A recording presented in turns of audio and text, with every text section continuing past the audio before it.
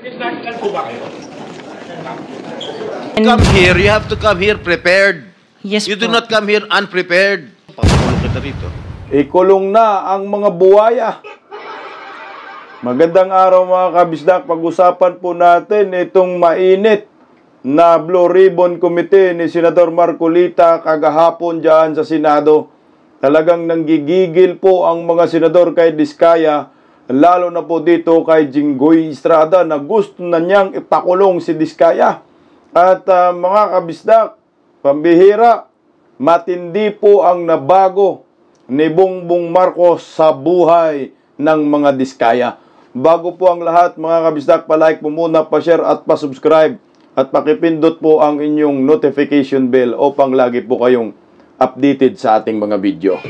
O ito, pakinggan po natin, umpisahan na ho natin ito kung paano binusog ni Bongbong Marcos itong si Diskaya, ang prinsesa ng flood control. Pakinggan po natin mga kabisdak. Pwede po bang, Mrs. Diskaya, pwede po bang ibalita nyo sa amin, ikwento nyo sa amin yung napanood namin sa inyo sa television na sinasabi ninyo. Kailan po kayo unang nagkaroon ay kumita ng bilyon sa construction industry? Anong taon po yun? Good morning po. Billion po. Opo. Kwento nung, narinig po namin sa television, sinasabi nyo sa interview nyo dahil tinanong kayo kung anong naging gateway para gumanda ang buhay nyo. Sabi nyo kayo hindi naman nakakaangat nung araw. At tapos sabi ninyo ay noong DPWH na kami. Yun po yung sagot ninyo So, at tinanong kung magkano at sabi nyo bilyon. Kailan po itong unang bilyon na kumita kayo sa DPWH? Panindigan mo. For the knowledge of everyone, so St. Gerard, Alpha and Omega, we have been in the construction business for 23 years. So I would presume na in the 23 years, pwede naman siguro kami po kumita. Yung billion, when I said DPWH, because prior to that, we were in local government. So ang hirap makasingil sa local government. They spliced the video that was taken of me and just mentioned the DPWH. So, contractor na po kami for 23 years. So you're saying that the television station and the persons interviewing you edited your answers? I think so, sir, kasi I did mention that I was doing local government as well as private po. Ma'am, Ulol, ang linaw-linaw ng interview ni Julius Babaw Julius Babaw or Corina Sanchez po. Tinanong ka na bilyonaryo nga, Corina Sanchez.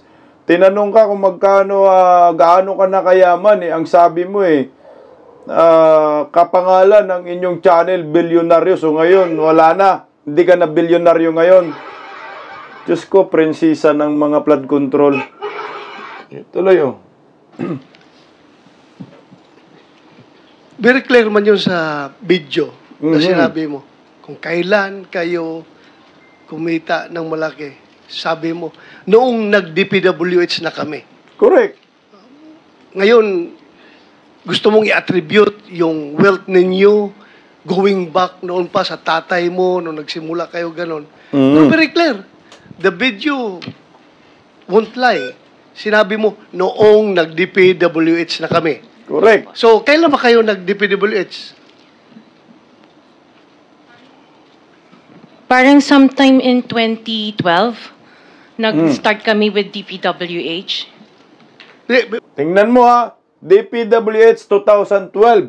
Tuloy Can you be definite with your answer? Parang 2012, please, because you're under oath, please. Yes po. Make sure of your answers. Sometime in 2012, we started with DPWH. We started with joining biddings. Pero prior to that, we were with local government.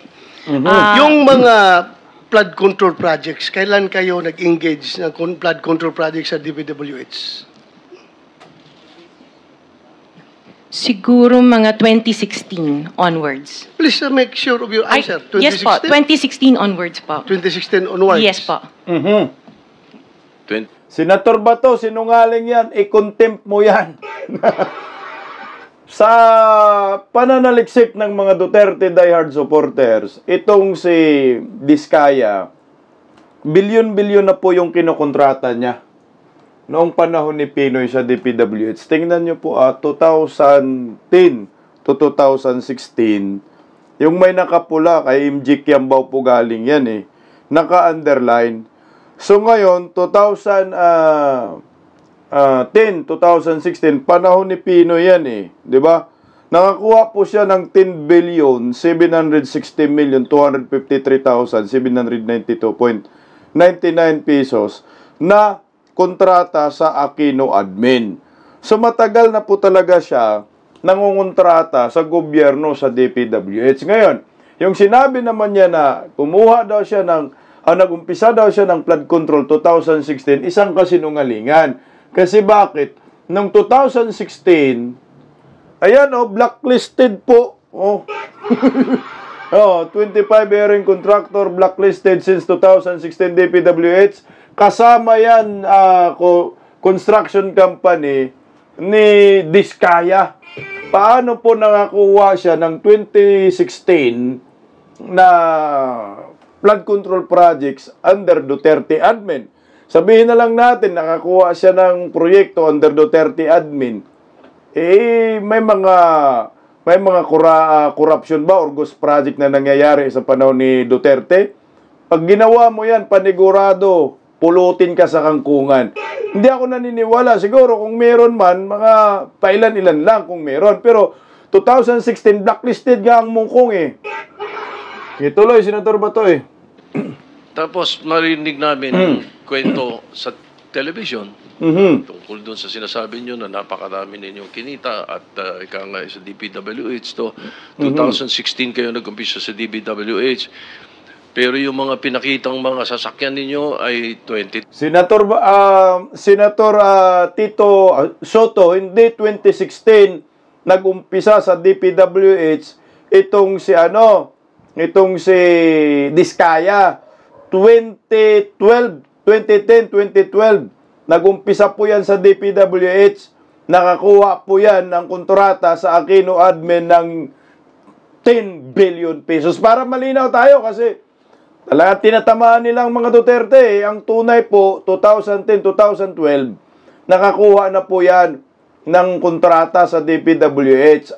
I think 2016, blacklisted na yan. 2022, 2025, 2024. So, lately, yung matindi, hindi po ba, na mga income ninyo? Mga anong taon kaya sa tingin ninyo? What year would you say that you were able to engage or be able to get projects from the DPWH for flood control projects? What year?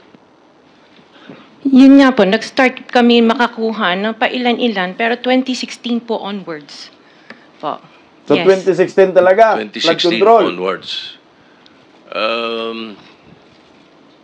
In 2017,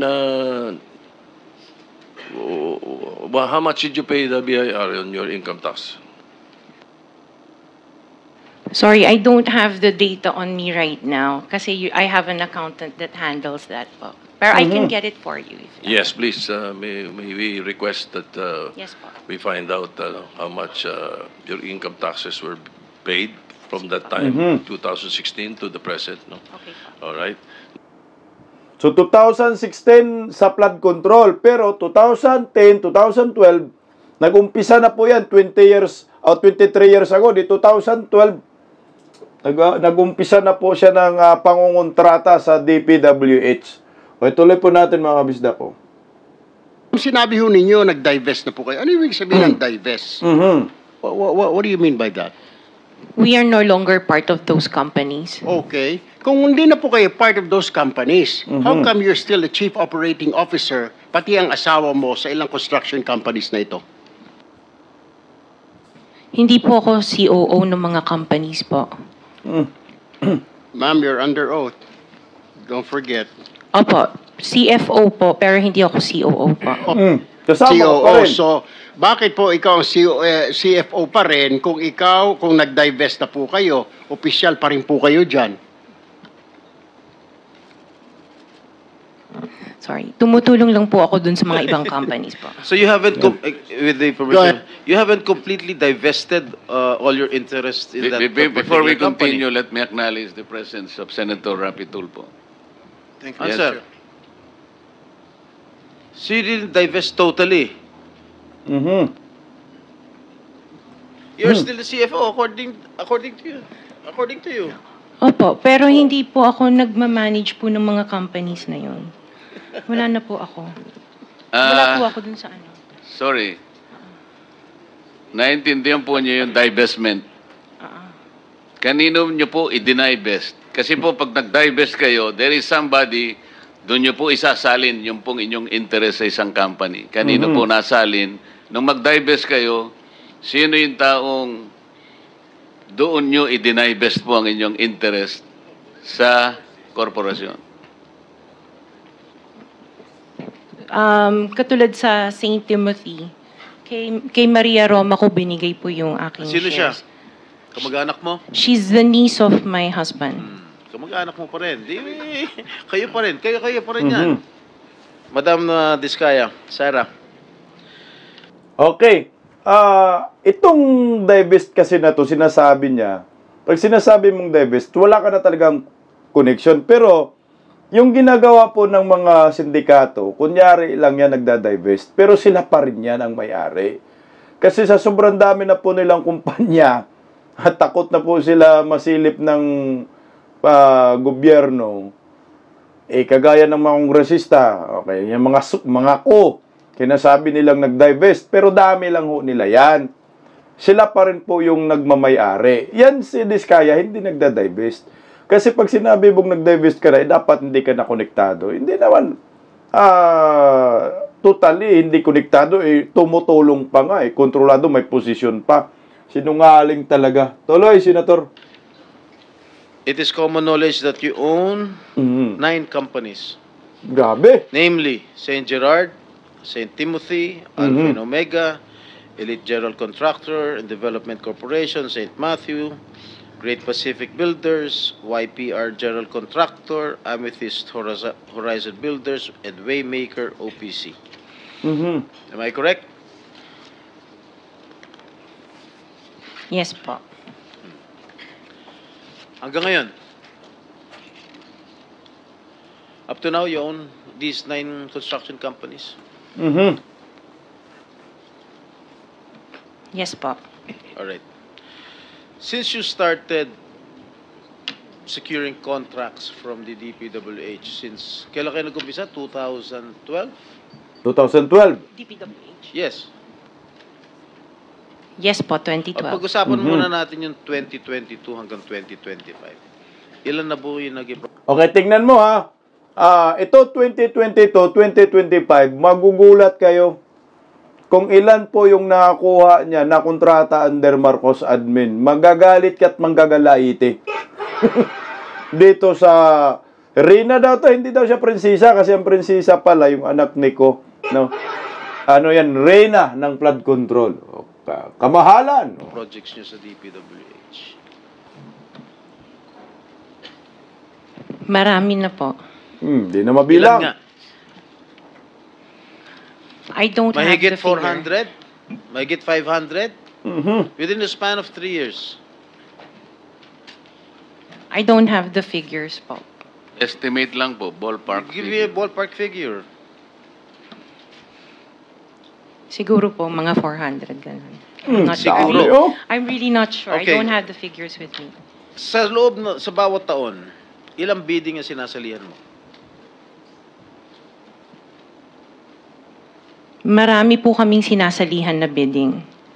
All flood control projects? No po. Ano pa yung mga projects? Buildings, Hindi. kalsada, Nationwide or only in Metro Manila? nationwide po. Nationwide. All right.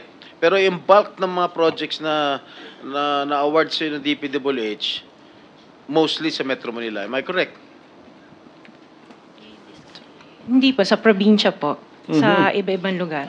No, the bulk of your contracts here in Metro Manila? No po, outside Metro Manila ang marami. Where outside? Where outside of Metro Manila? We have in Romblon, Cebu, Bohol, Bacolod, Zamboanga. Hindi naman po kami namimili ng lugar. Migos Project? Wala po. Sigurado ka?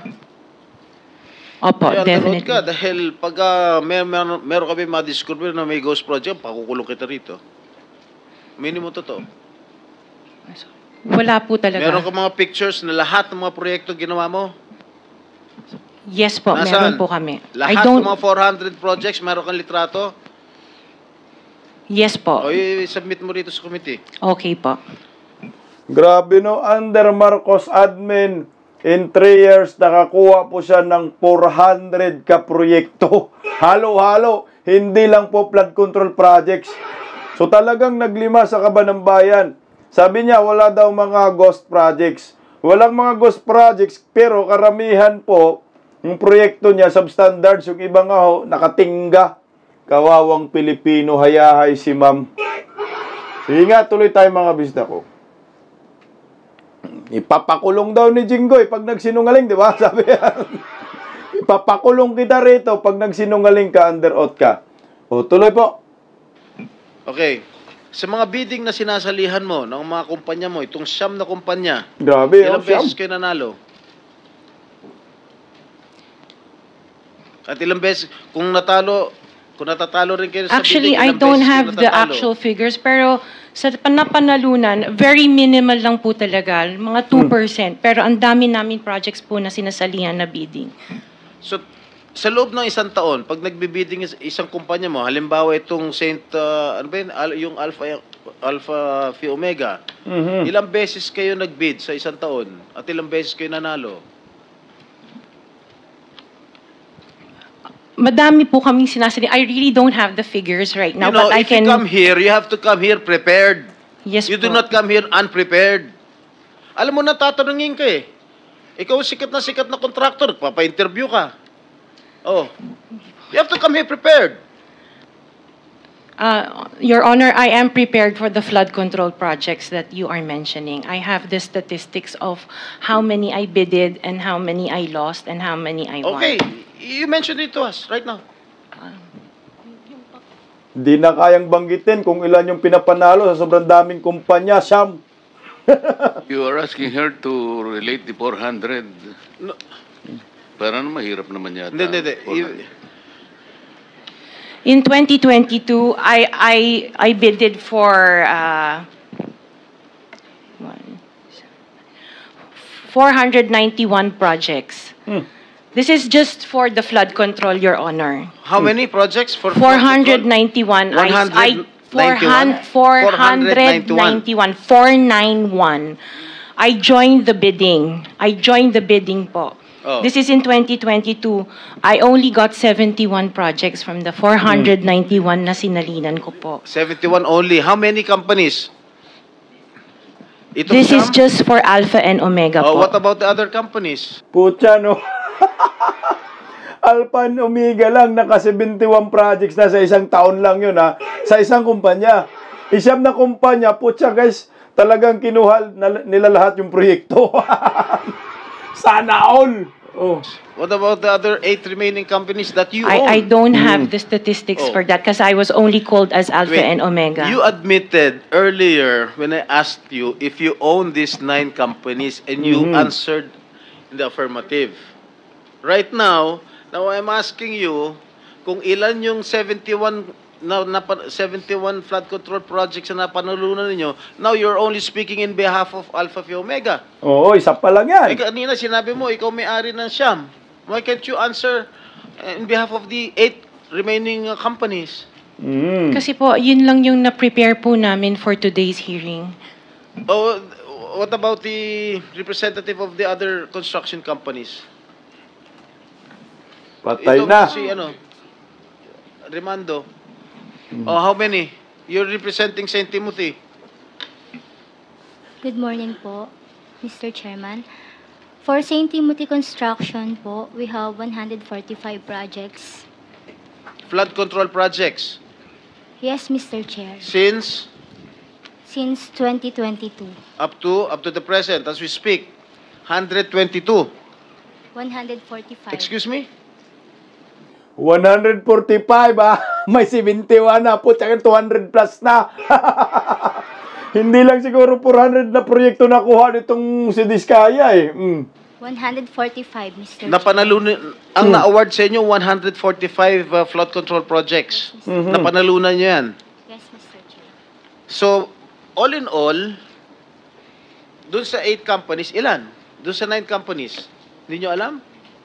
Out of the 400, maybe, who can answer my question from the DPWH? Dapat pakulong na yan, Maybe Jinggoy. they have the records there. Okay, for the record, yung may-ari ng St. Gerard Construction, nandun yung pangalan ng asawa mo, Pacifico Diskaya. Okay? Dun sa St. Timothy, sino may-ari ng St. Timothy? Ikaw si Remando. Sila pa rin. No? Sila- Kamag-anak mo si sila pa rin. Diskaya, correct? Sabi mo, pamangkin mo. Tama? And who is this Maritoni Miligrito, the owner of Elite, general contractor? Who is this? Diskaya pa rin yan. Answer. Pinsan ko po, Mr. Chair. From the left pocket to the right pocket. St. Matthew. Mga dami, grabe oh. Lahat na sinasalin-salin na ni Diskaya. I-awards ka, dapat makulong yan talaga oh. Parusahan. Nandito yung asawa mo, Pacifico Diskaya. Great Pacific. Oh, ikaw, nandyan ang pangalan mo oh. Si Sarah Rowena Diskaya. Kaya hindi mo mapapagkaila eh. YPR General Contractor. Nandito rin ang pangalan mo. Miss Sarah, alam mo huwag ka magsisinungaling ha? Amethyst Horizon. Sino si Amethyst Horizon? Sino si John Brian Eugenio? Who is he? Mga katulong. Sagutin mo, Miss Rimando. I didn't know, Mr. Chair. Madam Sarah. He's one of our employees. Oh, dami. Grabe, sa sobrang daming kumpanya, sa sobrang daming sinaliang proyekto, nakuhang proyekto, hindi na alam kung kanino ipapangalan. Pati mga driver yata, yan, mga katulong. Employee daw yung isa eh.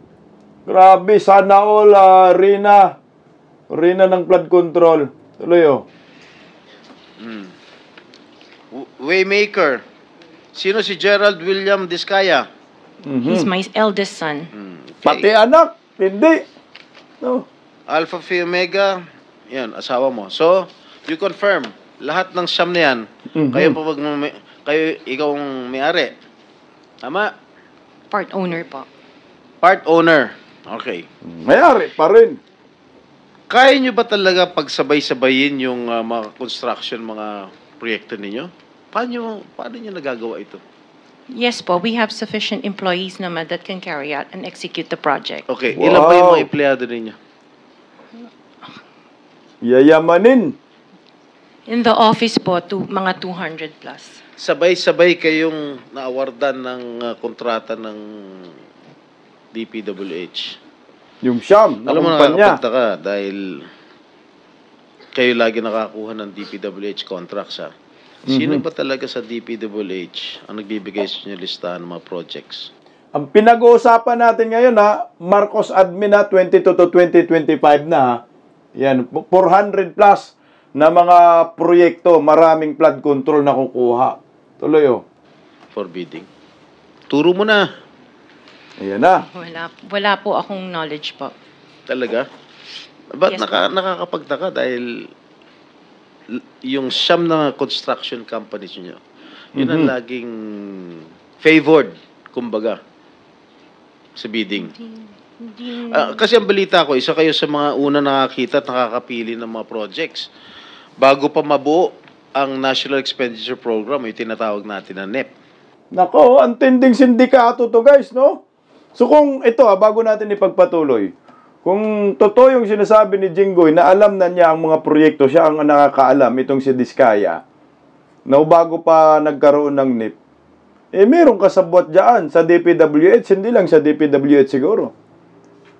Commission on Audit, or talagang nandyan sa Palacio de Polvoron ang koneksyon nito, baka si Baki. Tuloy, oh. Parang menu lang sa restaurant. Namimili ka na lang. Nakaka-order kayo kagad.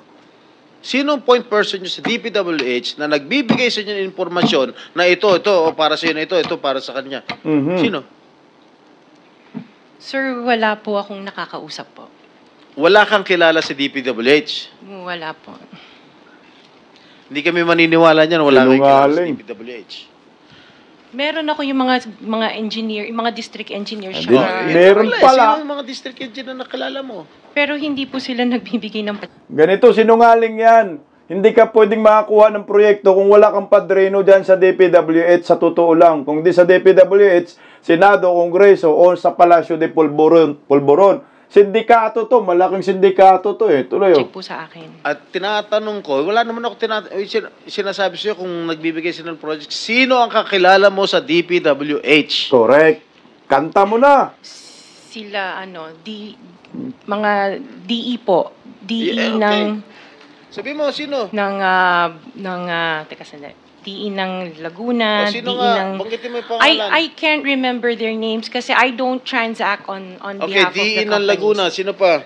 DE ng Bulacan, DE ng... Is he here? Nandito ba? Yung DE ng Laguna, DE ng Bulacan, nandito ba? DE ng Bulacan nandito. Okay, paano nyo nalalaman ang mga projects for the bidding? Sino ang nagbibigay ng listahan sa'yo? We don't have a list. Naka 6 minutes ka na, erap. Hirap daw. Okay, I don't have a list po. One last question, if I may. One last question, Mr. Chair, Senator Risa. Madam Diskaya, saan nyo ba kinukuha yung mga coaching imported, Ito mga na. luxury cars? Ang balita ko, dun sa interview mo, binili mo yung isang Rolls Royce dahil nagandahan ka sa payong. Tama ba? Sir, yes po. Kutya, no? Nang dahil lang sa payong, bumili ng sasakyan. Royce, putang ina. Ako, mahirap ako magbanggit dyan sa sasakyan na yan. Presyo pa kaya? Grabe, ang tindi ng tao na to. Samantalang, ilan yung luxury cars mo? Nasa 28 po. 28 lang. Ano, Yes. ano ito mga ito? Rolls Royce? 28, 40 yan. 40 sa interview, sinabi mo 40, ngayon nasa Senado ka na 28. Rolls-Royce, Rolls-Royce. Sa inyong sasakyan na yan eh. O tuloy. Ferrari? I don't have a O, Ferrari. ano yung mga luxury cars? Lamborghini? No rin. Cadillac. Saan binili? Sagutin mo na. Saan mo binili? Sa dealer po. Sino dealer? Tito Ito, Soto. local dealer o sa abroad? Freebell Enterprises tsaka yung isa Auto Art. Dito, sa Pilipinas? Yes po. Hindi ka nag-import? No po. Dito, may dealer ng mga Yes po. Rolls Royce. May dealer ng Rolls Royce. Ay, sinungaling sa interview. Sabi, imported galing, tawag yan? Galing Amerika. Tapos dito, local meron. Siya lang meron daw, di ba? Sabi, oh. So, Meron dito, po. ano pa yung mga ibang luxury cars mo? Yung anong tawag dito, yung Cadillac and the GMC. Cadillac Escalade, ganon? Yes po. Oh. The GMC. Yun lang po. Sinong dealer?